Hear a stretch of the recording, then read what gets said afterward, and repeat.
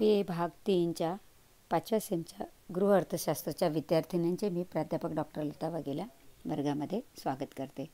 विद्यार्थी मैत्रिणींनो, मागच्या पिरियडला आपण विकासाच्या अवस्थांचा अभ्यास केलेला आहे. या विकासाच्या अवस्थांमध्ये आपण जन्मपूर्व आणि जन्मोत्तर अवस्थांचा अभ्यास केलेला आहे. त्याचा कालावधी आपण पाहिलेला आहे आणि त्याबद्दलची सर्व माहिती आपण घेतलेली आहे. आता आपण आज 1.3ला सुरुवात करूया. 1.3 नंबरचा जो पॉईंट आहे त्याचं नाव आहे विकासाची सामान्य तत्त्वे. स्क्रीनवर तुमच्या डोळ्यासमोर दिसत आहे 1.3 विकासाची सामान्य तत्त्वे.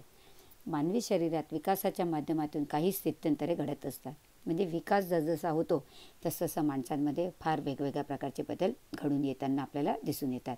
ही स्थित्यंतरे काही विशिष्ट नियमानुसार किंवा काही विशिष्ट तत्वानुसार होत असतात. म्हणजे विकास व्हायचा म्हणून होत नसतो, तर तो काही नियमबद्ध पद्धतीने होतो किंवा काही याची विकासाची तत्व आहे, तो विकास हा त्यानुसारच होतो.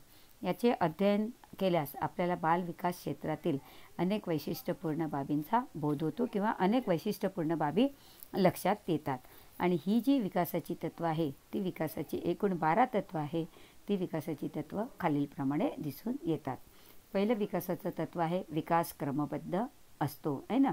एका विशिष्ट क्रमाने विकास होत असतो. आधीची गोष्ट आधी होते, नंतरची गोष्ट नंतर होते. मग ती मुलगा असो, मुलगी असो, श्रीमंत असो, गरीब असो, निसर्गाला सर्व व्यक्ती एकसारख्या असतात आणि त्याच्यामुळे विकासामध्ये आपल्याला क्रमबद्धता दिसून येते. त्याच्यानंतर दुसरं तत्व आहे विकास ही निरंतर चालणारी प्रक्रिया आहे. म्हणजे विकास हा मनुष्याच्या जन्मापासूनच नव्हे तर जन्माच्या पूर्वीपासून आपण आता मागच्याच पिरियडला पाहिलं विकासाच्या अवस्थांमध्ये की ज्या दिवशी गर्भधारणा होते त्यानंतरचा जो 14 दिवसाचा काळ असतो त्या काळामध्ये त्या गर्भाची काय होते, विकास होतो. त्याला आपण काय म्हणतो, बीजावस्था.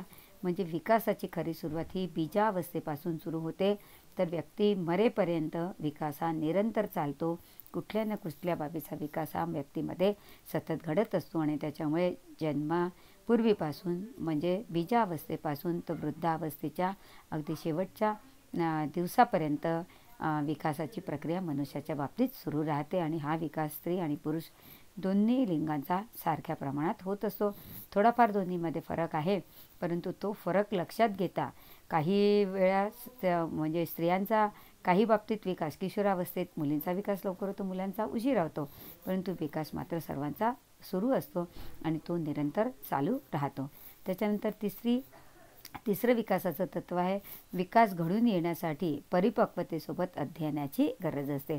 म्हणजे शारीरिक परिपक्वता आहे, परंतु जर त्याचं अध्ययन नाही केलं तर तो विकास व्यवस्थितरित्या होत नाही. नैसर्गिक ज्या क्रिया आहे तो मनुष्य बिना किंवा विदाऊट अध्ययन करू शकतो, पण एखादं कौशल्य किंवा कला शिकायची असेल तर परिपक्वतेसोबत अध्ययनाची आवश्यकता असते.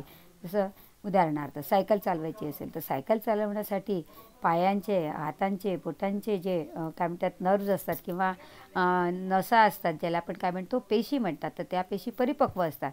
परंतु प्रत्येकाला सायकल चालवता येत नाही. ती सायकल आपल्याला अध्ययनाद्वारा शिकावी लागते आणि त्याच्यामुळे विकास घडून येण्यासाठी परिपक्वतेसोबत अध्ययनाची गरज असते. त्याच्यानंतर चौथं विकासाचं तत्व आहे ते म्हणजे विकास हा सामान्याकडून विशेषाकडे होतो. मनुष्य सर्वसामान्य क्रिया आधी करतो आणि नंतर तो विशिष्ट क्रियेकडे वळतो. त्याच्यानंतर विकासाची गती ही वेगवेगळी असते. प्रत्येक व्यक्तीमध्ये विकासाच्या गतीमध्ये आपल्याला भिन्नता दिसून येते. काही मुलं लवकर बोलायला शिकतात, काही मुलं उशिरा बोलायला शिकतात, काही लवकर चालायला शिकतात तर काही उशिरा चालायला शिकतात. म्हणजे यामध्ये आपल्याला भिन्नता दिसते, परंतु विकास मात्र सर्वांचा होत असतो. फक्त त्याच्या गतीमध्ये आपल्याला वेगवेगळेपणा दिसून येतो. नंबर 6 पॉईंट आहे विविध विकासामध्ये सहसंबंध असतो. म्हणजे एका विकासाचा दुसऱ्या विकासाशी संबंध असतो. कारण कुठलीही गोष्ट शिकायची असेल तर त्याच्यातल्या आपल्याला बारीक छोट्या क्रिया, छोटी कौशल्य शिकावी लागतात. जेव्हाची सगळी छोटी कौशल्य तुम्हाला आत्मसात झाली तर त्या सगळ्या गोष्टी मिळून मग तुम्हाला एक मोठी कला आत्मसात करता येऊ शकते आणि त्याच्यामुळे विविध विकासामध्ये आपल्याला सहसंबंध दिसून येतो. नंबर 7 पॉईंट आहे विकासामध्ये साधर्म्य असते. म्हणजे सहसंबंध असतो त्यामुळे विकासामध्ये कसं दिसतं, साधर्म्य दिसतं. त्याच्यामध्ये फरक असल्या आणि नसल्यासारखा असतो. म्हणजे अगदी थोडा फरक असतो आणि तो फरक आपल्याला पडताळून पाहावा लागतो. म्हणजे आपल्याला असा ढोबळ मनाने त्याच्यातला फरक लक्षात येत नाही, परंतु आपण जर त्याचं ऑब्झर्वेशन केलं किंवा व्यवस्थितरित्या निरीक्षण केलं तर आपल्याला त्याच्यामध्ये साधर्म्य पण आढळते आणि त्याच्यातला फरकसुद्धा लक्षात येतो.